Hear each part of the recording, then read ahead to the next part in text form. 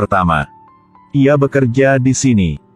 Tepat waktu ini, rekannya keluar untuk mengambil minyak pijat. Kemudian dia mengambil tirai dan menutup pintu. Gadis dengan bingung melihat rekannya. Dia nggak paham kenapa ia memblokir pintu. Tapi hal yang terjadi lanjut membuatnya terkejut. Inilah panti pijat pada 90-an. Salah satu panti pijat yang paling terkenal. Para pria kaya juga mau ke sini UTK istirahat. Dan temukan kebahagiaan. Mereka tidak menganggap pemijat ini sebagai pemijat biasa. Huizi baru saja tiba dan melihat berita perekrutan panti pijat. Setelah Huizi ke sana, ia menemukan para orang duduk di kursi adalah pria parubaya. Saat ini, manajer ke sana.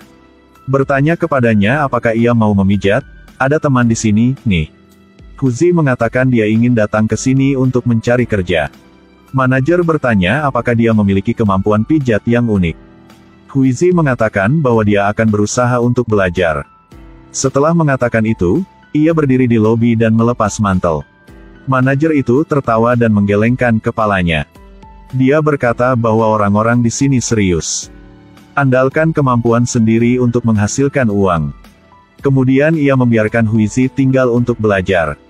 Biaya kuliah 100.000 satu hari. Tunggu sampai setelah ujian selesai, ia dapat melayan untuk pelanggan. Huizi adalah seorang yatim piatu, dibesarkan di panti asuhan sejak ia kecil. Juga tidak mempelajari keterampilan apapun. Dibandingkan dengan hambatan ketika Anda pertama kali mencari kerja. Ya setidaknya sekarang dia punya kesempatan untuk bekerja. Wanita yang bertanggung jawab atas kursus pelatihan bernama Mai. Dia dengan dingin mengajari mereka pijat. Lalu dengan dingin meninggalkan. Huizi bekerja keras, melatih semua keterampilannya setiap hari. Hari itu, dia pergi ke tempat yang aneh. Kemudian diam-diam melihat ke dalam ruangan dan melihat bahwa pelanggan itu tak pakai baju. Ingin belajar, kan? Ya benar. Wanita yang melihat gadis bodoh berdiri di depannya sangat rajin. Jadi ia membuka pintu baginya untuk mengamati pembelajaran. Saat tes keterampilan. Orang yang memeriksanya adalah senior dan temannya. Senior itu menatap teman itu lalu mereka berdua meliriknya. Sama seperti itu, kesuksesan membantu Huizi lulus ujian. Hari kerja resmi. Setiap pemijat memiliki kartunya sendiri. Huizi mendengar bahwa nomor seniornya adalah 18. Jadi dia memilih nomor 19. Ingin mengikuti jejak para seniornya. Dengan perkenalan dari senior. Kemudian dia mendapatkan pelanggan sendiri. Di bawah bimbingan dari seniornya. Keterampilan pijat Huizi telah meningkat dengan sangat cepat. Mereka juga menjadi teman yang sangat baik. Senior merawat Huizi dengan sangat hati. Kehidupan pribadinya juga sangat bagus. Dengan bantuan seniornya, Huizi beradaptasi dengan cukup cepat. Huizi berpikir dia akan mendapatkan banyak tip bulan ini. Jadi ia sangat senang. Seiring waktu, cinta di antara keduanya semakin dalam. Jadi ia memindah ke kos senior. Saat ia pergi ke kosnya, takut dengan adegan di depannya. Dan senior menyuruhnya untuk menjatuhkan ranselnya dan kemudian tidur lanjut. Sampai saat senior bangun. Ia terkejut karena kamar telah dibersihkan. Lalu, Huizi memasak makan. Merawat untuknya. Sebelumnya, ia hanya makan di luar. Sekarang ia bisa makan makanan di rumah. Buat dia merasakan kehangatan keluarga. Setelah itu, kehidupan pribadi keduanya benar-benar istimewa. Setiap kali ia keluar, ia dikejar oleh banyak orang. Ada bocah menelepon untuknya. Sampai malam, mereka terus saling menelepon. Berubah menjadi seseorang yang suka mengendalikan kekasihnya lagi. Pada waktu yang luang, mereka menonton film bersama. Sangat senang. Terkadang mereka menangis memang sangat menyakitkan. Dua hati pengembara yang kesepian telah datang dekat satu sama lain. Hari itu, orang tuanya menelepon untuknya. Gemna, mereka hanya tahu uang. Barusan telepon maka minta uang lagi. Mereka belum pernah peduli aku Gemna. Orang tua gitu memang gak bertanggung jawab.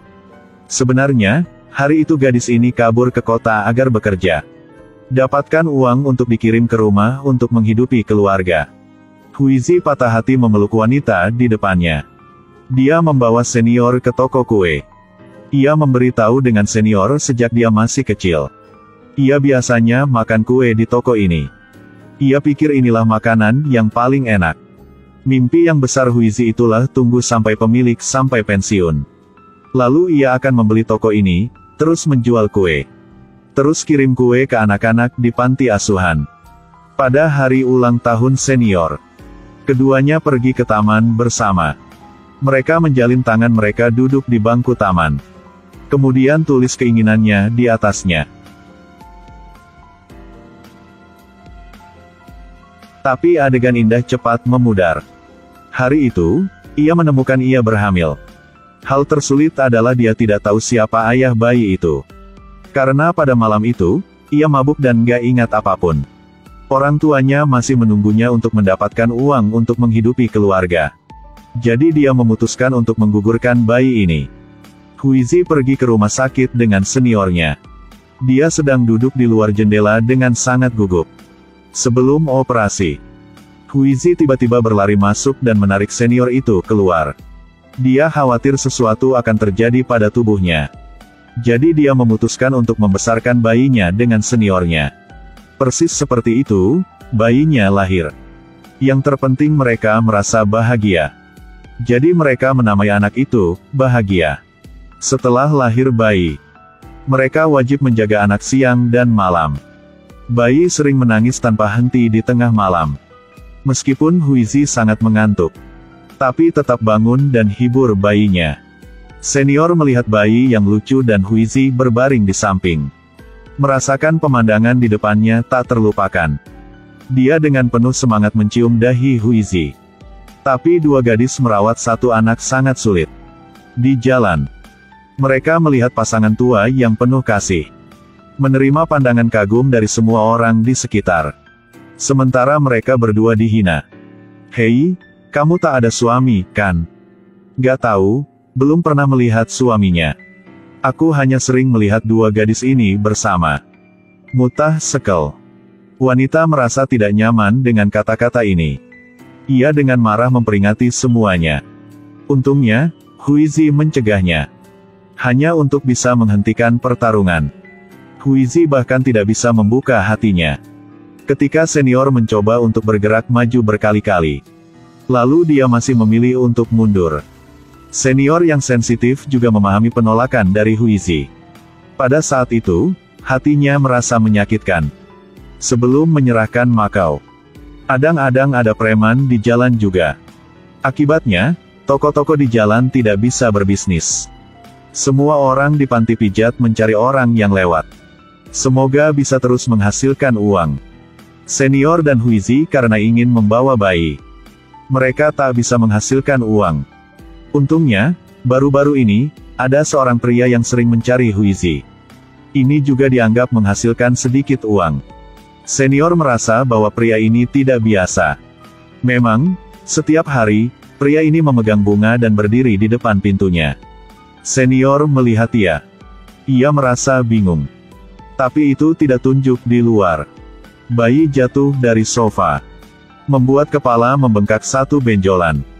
Keduanya buru-buru berlari ke sana untuk memeluk anak itu. Mereka dengan panik tak tahu harus berbuat apapun. Pria itu merasa bahwa sesuatu yang buruk akan terjadi sehingga dia bergegas. Dia buru-buru bertanya apakah dia punya es untuk bayinya. Lihatlah pria jujur di depannya. Kesan seorang wanita terhadap pria ini juga telah berubah. Dia melihat bunga yang dibawa oleh pria ini.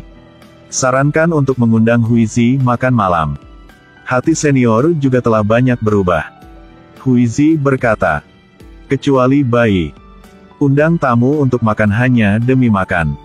Tak disangka bahwa pria itu sudah siap. Ia telah melamarnya saat makan. Huizi takut jadi dia lari ke rumah. Dia mengeluh kepada seniornya. Pria ini baru mengenalnya selama beberapa minggu. Tapi telah mau menikahnya. Senior merasa tepat bagi Huizi untuk bersama seorang pria. Tidak adil baginya untuk tinggal bersamanya untuk merawat anak itu. Sejak itu, senior mulai sengaja berkencan dengan lebih banyak pria. Sering di luar tunjukkan bahagia. Sengaja tunjukkan di depan Huizi. Menunjukkan bahwa dia tidak peduli di depan Huizi. Hal ini membuatnya merasa kecewa. Sampai hari Makau dikembalikan. Semua orang berkumpul di sini untuk merayakannya. Sekaligus, senior merasa kesal dengan Huizi. Dia dengan marah bertanya pada seniornya. Mengapa tidak menyapa dan membawanya pulang? Ia berkata. Katanya dia menemukan pria itu. Menjaga bayi di sisinya akan menghalangi dia. Berharap Huizi tidak mengganggunya lagi. Huizi tak disangka. Senior pernah merawatnya sekarang berubah begini. Dia menangis keras dan meninggalkan. Tapi yang dia tidak tahu adalah bahwa seniornya juga patah hati saat itu. Huizi merasa ia ditinggalkan. Lalu pergi ke rumah pria itu. Tanggapi lamaran pernikahannya. Keduanya tinggal bersama. 20 tahun yang berlalu dalam sekejap mata. Iba-iba, suatu hari. Huizi melihat di koran ada kabar sebuah pengumuman tentang kematian seseorang. Dengan isi. Ternyata, senior meninggal dalam kecelakaan mobil. Huizi merasa dia perlu melakukan sesuatu. Ia segera memesan tiket pesawat terbang. Temukan orang yang menulis koran itu. Ternyata itu perusahaan asuransi asli. Mereka biasa membelikan bayi itu asuransi. Jadi apapun yang terjadi pada mereka, maka kerabat yang masih hidup masih dapat menerima uang ini dan merawat anak itu. Tapi Huizi tak disangka. Senior menulis nama Huizi di selembar kertas. Huizi tahu. Ternyata senior tidak membawa bayi itu kemana-mana. Bahkan tak menikah. Ia membesarkan anak yang sudah dewasa. Dia bahkan membeli toko kue favorit Huizi. Setelah tahu nyata, Huizi menangis keras. Dia berlari ke tempat di mana mereka menulis keinginan mereka tahun itu. Keinginan di bawah bangku telah terhapus. Sebaliknya, itu adalah keinginan baru senior. Ia berharap Huizi memiliki kehidupan yang bahagia selamanya. Akhir film.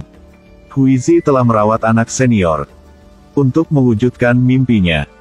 Dan Huizi mengambil alih toko roti yang ditinggalkan oleh seniornya. Senior membeli toko kue karena dia dan hidup bahagia. Jadi sekarang dia juga memiliki keterikatan itu. Jaga toko kue selama sisa hidupnya. Bagaimana perasaan Anda tentang cinta mereka? Persahabatan atau cinta? Film berakhir di sini. Kalau peduli, ingatlah follow